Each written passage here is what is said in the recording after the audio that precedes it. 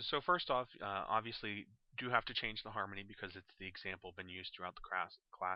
Don't want to spend too much time on that. If there's a question, let me know. But that's covered in the announcements.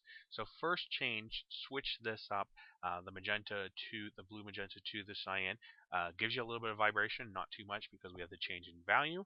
We have the lowering saturation, but does open up the option of bringing back the transparency.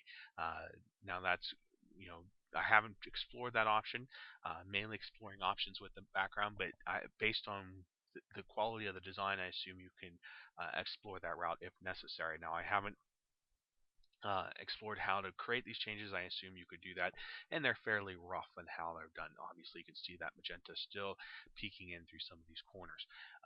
So the first variation is add a little bit more value in here. Now, one option of this would be to bring in color depth. You have a diminishing size here, so with diminishing size, if you want depth, you want lower saturation, you want darker values. I went with a lighter value indicating a light source because I didn't want to just produce color depth for you. Uh, but you have that option if you wanted to have that variation of value and saturation to go that route. I also did the other side of that to kind of emphasize this idea that you would have both of them there to go color depth. But if you use these together, you have a lot of room to really kind of incorporate a lot of options. But I also wanted to emphasize the idea that the complements can be mixed. And I also wanted to emphasize the idea that you could take this background and rather having be a focal point where you had vibration, you could really create this gradient between the complements. It would not introduce new hues, and it would start to create areas where it was not that strong. When it's a lower saturation, color relativity comes in. It feels less saturated, so it allows this focal area to really jump up a little bit more.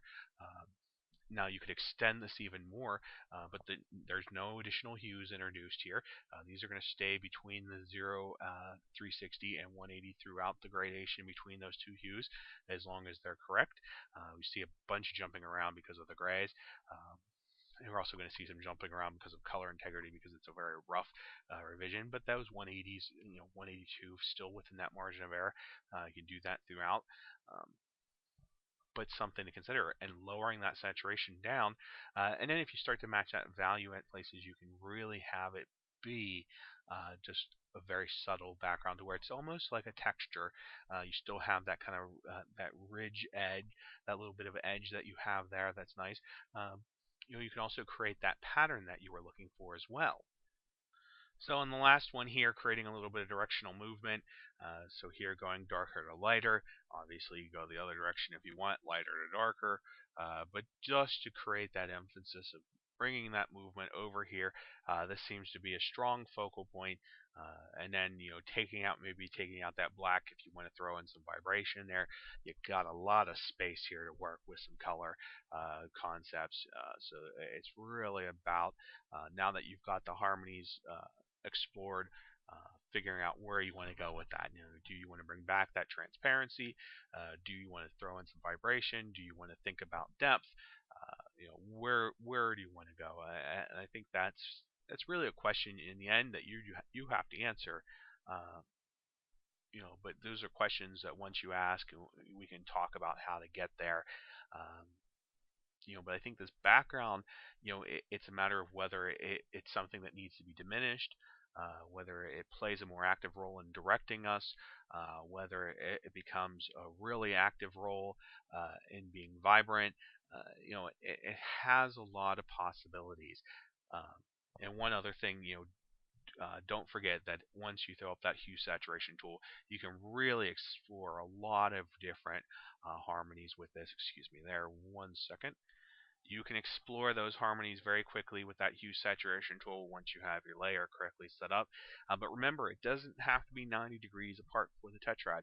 You also have the option of just two complements, two sets of complements. So they don't have to just be 90 degrees. It can be any two sets of complementary hues. So you can have hue 0 and hue 180, and also hue 30 and hue 210 is a tetrad because it's two sets of complements.